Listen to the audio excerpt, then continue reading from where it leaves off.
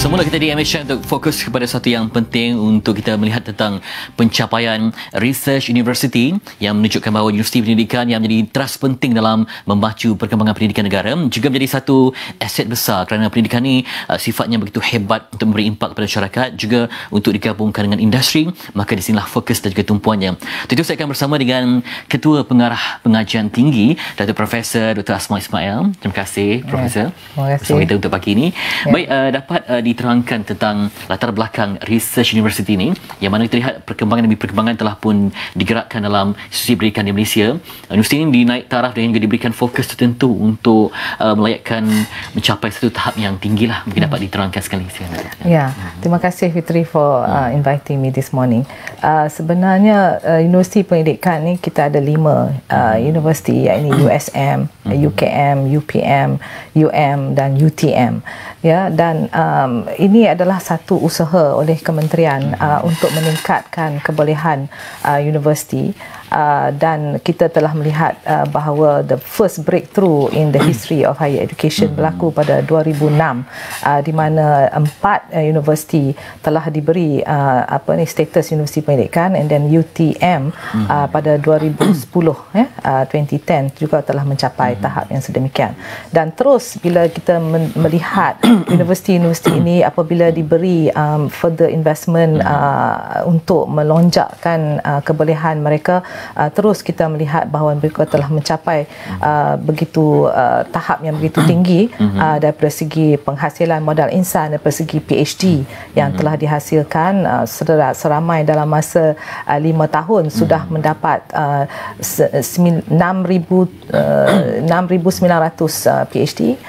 Kemudian mereka telah juga melonjak daripada segi ranking di dalam QS, dan kita lihat bahawa universiti-universiti pendidikan is now in the top 200 dengan Universiti Melaya 151, kemudian UM, UKM dan sebagainya, semuanya dalam top 400 belaka, dan daripada segi disiplin telah pun melonjak kepada top 50, top 200 in the world. Jadi sekarang ni daripada segi penerbitan, universiti pendidikan telah mara ke hadapan dengan menghasilkan 70% semua penerbitan di dalam negara. Tetapi yang paling penting, Fitri, adalah universiti pendidikan telah dapat melonjakkan Malaysia as the highest growth rate in publication in the world, dan terus juga dengan bilangan citation menunjukkan kualiti penerbitan yang telah dihasilkan dengan melebihi 450,000 penerbitan. So itu yang dinamakan sebagai impak lah. Yes, dalam antaranya tempoh yang singkat, ya.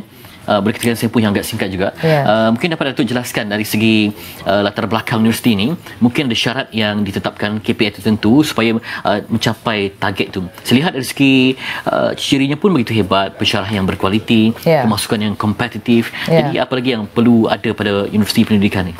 Ya, dia semua universiti yang ingin menjadi universiti pendidikan harus menemui perincian kriteria tertentu. Bilangan pensyarah yang mempunyai PhD mestilah dalam 70%.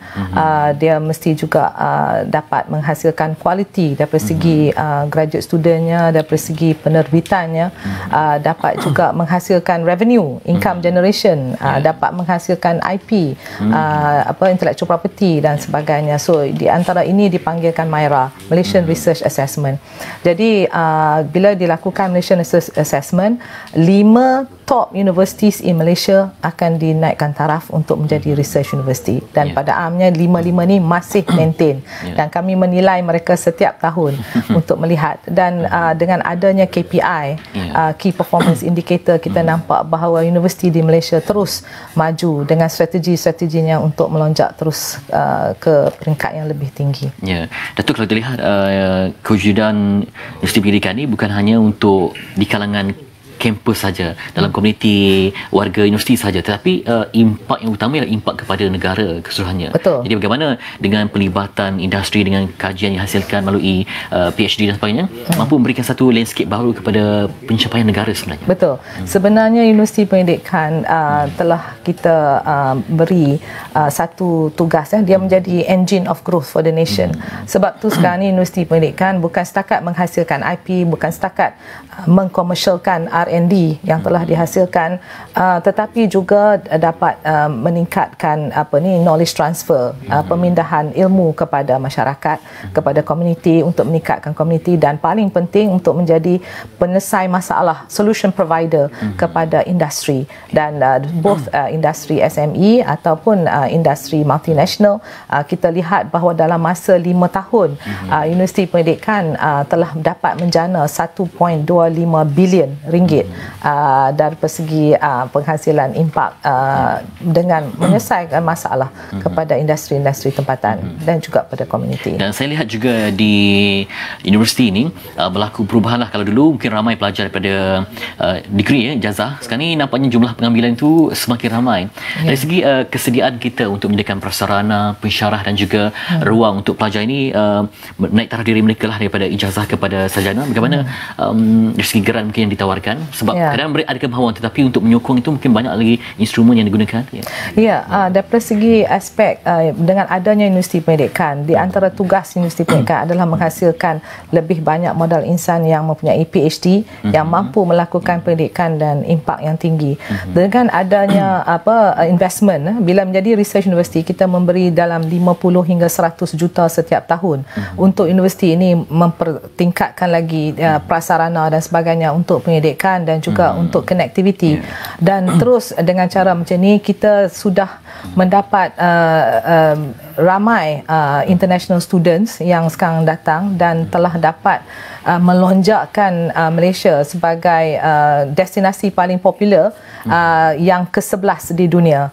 Dengan wujudnya 55 universiti pendidikan ni menjadi hub for international higher education, dan ini dapat sekarang ni menarik minat pelajar-pelajar PhD sebagainya. Dan kita melihat dalam masa 5 tahun lonjakan 2 kali ganda jumlah bilangan postgraduate international yang datang kepada Universiti Pendidikan, dan kita lihat 3 kali ganda pelajar tempatan sendiri untuk melakukan sarjana dan juga PhD di sini. So ini menunjukkan bahawa dengan adanya Universiti Pendidikan, kita telah save the government 1.9 billion daripada segi tak perlu dah menghantar pelajar-pelajar kita ke overseas, sebab Universiti Pendidikan kita sekarang ni sudah bertaraf dunia.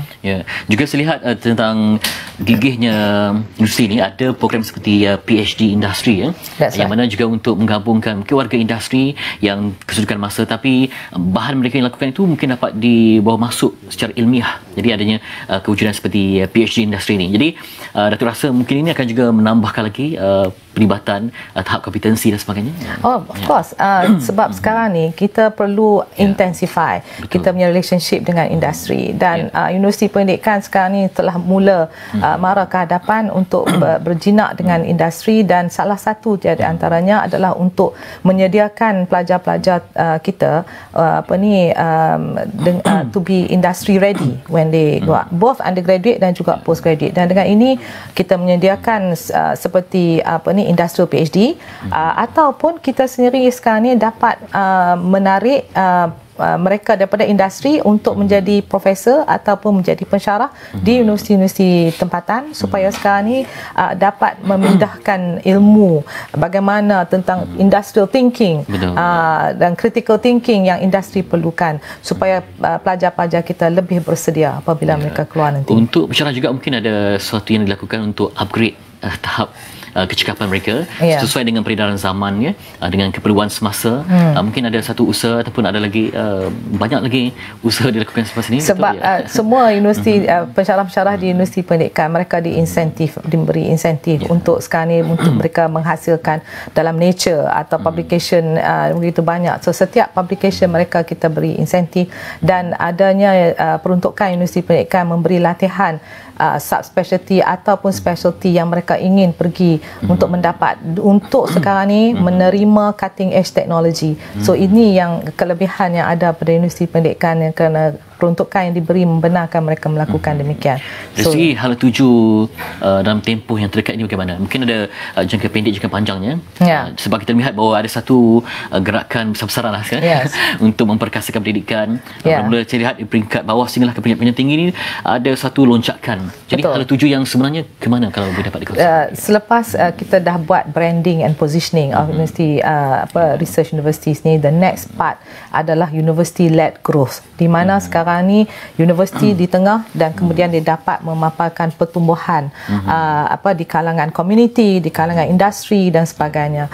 Dan dengan menghasilkan seperti UKM akan menghasilkan Teknopolis di dalam kawasan dia, Universiti Melaya akan menghasilkan Medical Police di kawasannya. So dengan cara ini kita dapat melihat bahawa mereka sekarang ini dapat menjana pertumbuhan negara dengan industri ataupun community atau masyarakat sekeliling universiti pendidikan tersebut. Terlihat wawasan yang besar, kemajuan demi kemajuan, penerapan antarabangsa dan sebagainya. Namun Datuk, apakah secara realistiknya, apakah cabaran yang terpaksa ditempuh dari segi mungkin isu dan juga cabaran dalam konteks ini? Satu adalah sustainability in funding, sebab universiti pendidikan apabila dimulakan tidak boleh diberhentikan sebab mereka sudah ada momentum. Jadi dengan ini kementerian perlu mendapat keuangan untuk terus memberi peruntukan kepada universiti pendidikan untuk terus melonjaklah ke tahap lebih tinggi. Dan untuk move into the ranking, it's a very costly affair.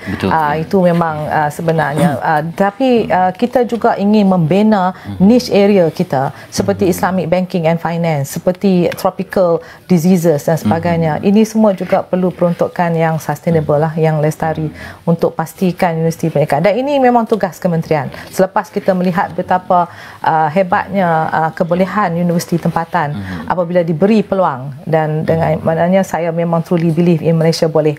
So and at that point in time saya rasa kita dapat convince kepada EPU, pada MOF dan semua untuk terus memberi peruntukan kepada universiti pendidikan ini. Dia satu pelaburan yang sangat menguntungkan lah. Betul, setakat ini memang menguntungkan. Mungkin pengalaman Datuk sebagai Naib Chancellor USIM, mungkin dapat ceritakan bagaimanakah semua ini akan digerakkan dengan paduan yang sempurna antara akal kita, antara segala-galanya, mungkin dapat dikongsikan. Sebab kita di sini walau untuk pada masa starting 2015 hingga 2025 kita akan adakan higher education blueprint, dan di situ kita telah menyatakan bahawa sama ada universiti di Malaysia ini, universiti pendidikan, nak move in the ranking ataupun nak menjadi relevant pada society, sebenarnya kita memang values driven, yakni kita mesti kena ada balance between akhlak dan ilmu. Itu memang penting supaya sekarang ni apa yang dihasilkan, no matter what research we do, kita akan plough that back kepada masyarakat supaya kita dapat membawa impak pada masyarakat, dan bukan setakat impak saja, dapat mewarnai masyarakat. Itu lebih penting